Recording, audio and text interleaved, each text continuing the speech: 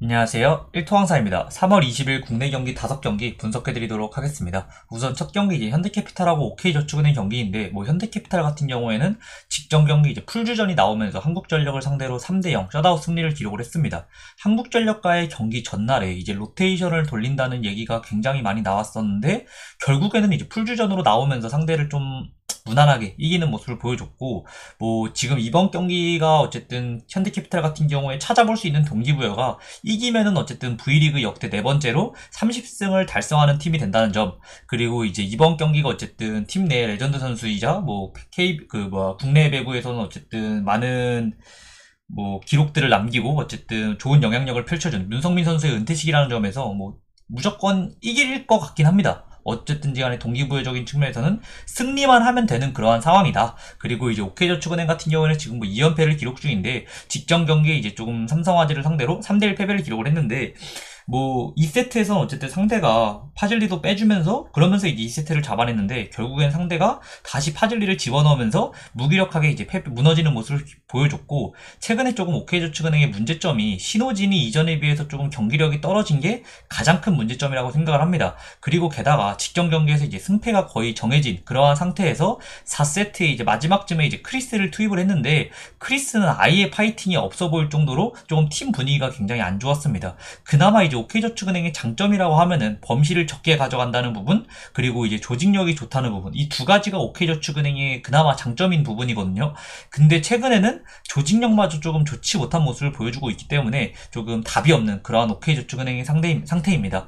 상대가 풀전력으로 나온다면은 당연히 이제 셧아웃 패배가 유력한 그러한 OK저축은행의 상황이다 라고 말씀을 드리고, 이번 경기에 대해서 프리뷰를 해드리면은 블랑 감독은 이전 인터뷰에서 조직력과 4, 5라운드 때 보여준 경기력을 되찾아야 된다, 이러한 내용들을 강조하면서 전력을 다할 것을 예고했습니다. 남은 3경기 전력을 다하겠다. 그러면서 어쨌든 직전 경기 한국전력 전에서도 이제 전력을 다하는 모습을 보였었고, 이번 경기가 시즌 마지막 경기이기 때문에 어쨌든 본인 인터뷰, 감독의 인터뷰 내용만 따르면은 현대캐피탈은 이번 경기 어쨌든 풀전력을 임할 가능성이 높은데, 문제는 아폰소 감독, KB 손해보험 감독인 아폰소 감독도 이전에 그런 얘기를 하고 화요일에 주전을 다 빼버렸다는 부분입니다. 감독의 인터뷰 내용만 보면은 풀주전일 가능성이 높은데 100% 신뢰할 수가 없는 그러한 상황이다. 게다가 블랑 감독이 직전 인터뷰에서 이제 이재현에 대한 언급도 있었고, 시즌 마지막 경기이기 때문에 어린 선수들에게 어느 정도의 기회는 줄 것으로 보여지거든요. 그렇기 때문에 어린 선수들에게 기회를 주는 시간이 무조건 있지 않을까라고 저는 생각을 해가지고, 현대캐피탈이 이기는 건 맞지만 셧아웃 승리는 조금 없지 않을까라고 저는 생각을 해가지고 현대캐피탈의 3대1 승리를 보도록 하겠습니다. 그렇게 막 좋아 보이진 않습니다. 개인적으로 어쨌든 라인업 이슈 때문에 기본적인 전력이나 경기 내용으로만 치면 현대캐피탈의 무난한 승리를 예상하는데, 라인업에 대한 변수 때문에 이제 OK 쪽을 보는 거라서 그렇게 좋아 보이진 않습니다. 그래서 어쨌든 OK 현캐승, 그리고 이제 OK 2.5 프렌, 그리고 오버 쪽 보도록 하겠습니다. 그리고 다음 경기는 이제 GS 칼텍스하고 흥국생명 경기입니다. 직전 경기 GS 칼텍스 같은 경우에는 류서연하고 권민지가 부진한 모습을 보여줬지만, 실바가 46득점, 공격 성공률 48%를 기록을 하면서 실바 몰빵으로 이제 IBK 기업은행을 상대로 3대1 승리를 기록을 했습니다. 그리고 이제 흥국생명 같은 경우에는 직전 경기 이제 오래간만에 이제 풀주전을 나서면서 그러면서 이제 도로공사를 상대로 3대1 승리를 기록을 했습니다. 확실히 흥국생명 같은 경우에는 풀주전일 때는 그냥 높이가 너무나도 그냥 사기인 팀입니다. 올 시즌 실바 같은 경우에도 흥국생명을 상대로 고전하는 경기들이 굉장히 많았었거든요. 그렇기 때문에 이번 경기 흥국생명이 풀주전으로 나선다면 당연히 이제 흥국생명의 3대1 승리가 유력하다고 생각을 하지만, 문제는 과연 이 풀세트? 3세트 전부 다 이제 풀주전으로 임할지, 이게 가장 걱정되는 부분입니다. 챔피언 결정전까지 지금 시간이 많이 남았기 때문에 저는 어쨌든 주전이 출전할 가능성은 높다고 생각됩니다. 무조건 어쨌든 한두 세트 정도는 무조건 주전이 나오지 않을까라고 생각하고 있지만, 두 세트 정도만 1, 2세트 뛰고 그 정도만 뛰고 나머지 3세트부터는 주전을 빼도 전혀 이상하지 않은 그러한 흥국생명의 상황입니다. 흥국생명의 벤치를 보면은 최근에 어쨌든 흥국생명 벤치를 보신 분들은 아시겠지만은 각장 멤버들이 제일 답이 없는 그러한 팀입니다. 2세트를 흥국생명이 먼저 따고 시작을 해도 리버스로 GS 칼텍스가 승리할 가능성이 높다고 보기 때문에, 저는 그냥 이 경기도 똑같이 윗경기랑 마찬가지로 라인업에 대한 변수로 인해서 간다면은 GS 쪽 가는 게 맞다라고 생각을 합니다.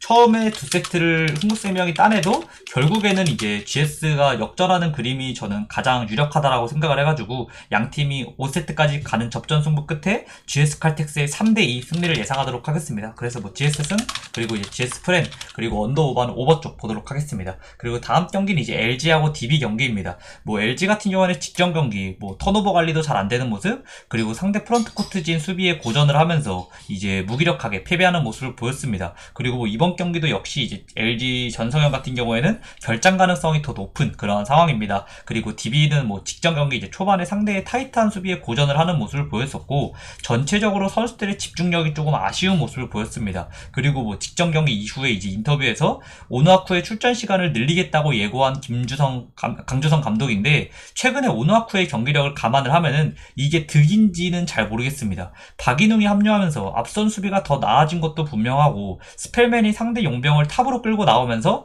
강상재가 리바운드를 장악하는 모습도 많아졌기 때문에 개선된 부분이 분명히 보이는 DB입니다. 근데 문제는 여전히 알바노와 스펠맨에 대한 의존도가 너무 크고, 알바노 같은 경우에는 지금 초반에 비해서 굉장히 콜도 잘 못 받는 모습, 그리고 체력적으로 좀 지치다 보니까 경기별 기복도 심해진 모습을 보여주기 때문에 불안 요소가 너무나도 커진 그러한 상황입니다. 게다가 강상재가 최근 공격에서는 어쨌든 소극적인 모습을 보이고 있다는 점도 굉장히 아쉬운 부분이고, 제가 봤을 때는 양팀 전력만 비교했을 때는 누가 이겨도 전혀 이상하지 않은 상황입니다. 근데 어쨌든 양팀 모두 공통된 부분이 홈과 원정에서의 기록을 비교하면은 압도적으로 홈에서의 기록이 좋다는 부분입니다. 그렇기 때문에 어쨌든 양팀의 맞대결은 홈팀의 우위를 볼 수밖에 없는 그러한 상황으로, 일반 승패 같은 경우에는 저는 이제 LG 승, 그리고 이제 승호패는 무, 그리고 이제 핸디 같은 경우에는 DB 프렌, 그리고 언더 오버는 오버 쪽 보도록 하겠습니다.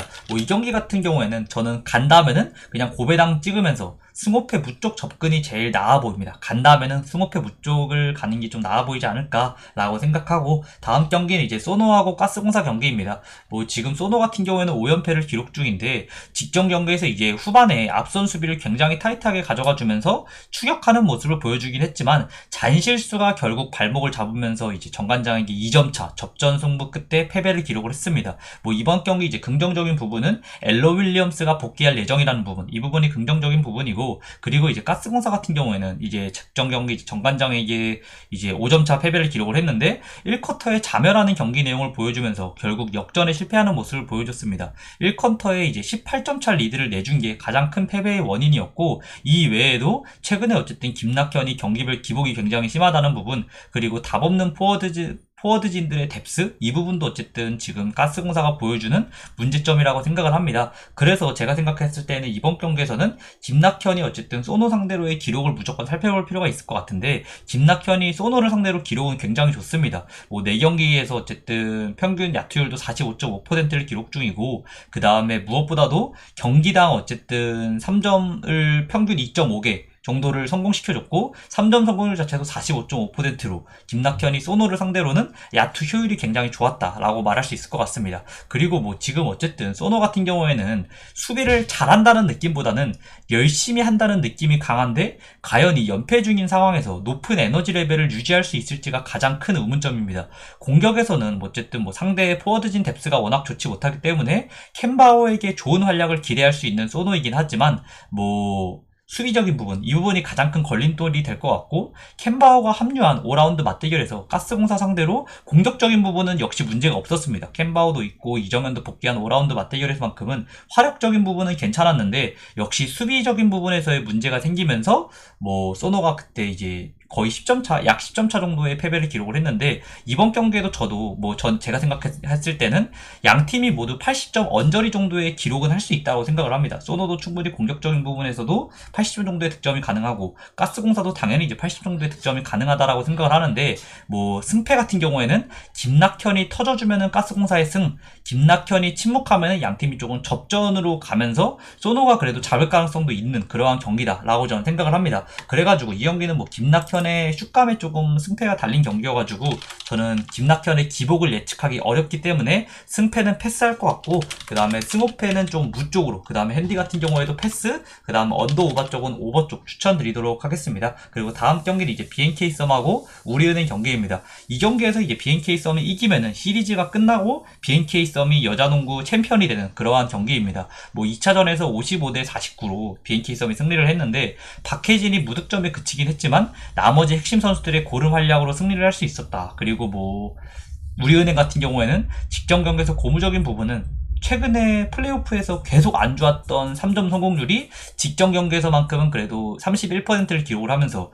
높은 3점 성공률을 기록했다는 부분입니다. 나츠키가 17득점으로 김단비를 도와주긴 했지만 승리하기에는 2명의 힘으로만 승리하기에는 역부족인 모습이었고, 김단비는 확실히 조금 지쳐 보이는 모습이었습니다. 뭐 1차전이 끝나고 제가 2차전 리뷰를 할 때 우리은행이 결국 이기려면은 3점 슛감을 회복하는 게 관건이라고 했는데, 직전 경기 그래도 3점 성공률 자체는 나쁘지 않았다는 점이 가장 고무적인 부분이고, 지금 뭐 우리은행 같은 경우에는 이민지가 출전 시간을 거의 못 가져가고 있는데, 가장 큰 이유가 팀 디펜스에 대한 이해도가 떨어져 있기 때문에 위성호 감독이 어쨌든 이번 경기 이제 최근에 플레이오프에서부터 계속 이제 이민지의 출전 시간을 조금밖에 가져가지 못하는 그러한 상황입니다. 제가 생각했을 때에는 지금 우리은행이 던질 수 있는 승부수는 이민지를 투입하는 것밖에 없다라고 생각을 합니다. 어차피 시리즈를 이대로 끌고 가게 되면은 김단비가 체력만 갈리게 되면서 이번 경기 한 경기를 잡더라도 결국에는 시리즈 전체적으로 보면은 답이 없다라고 생각을 합니다. 결국 김단비가 체력적으로 지치다 보니까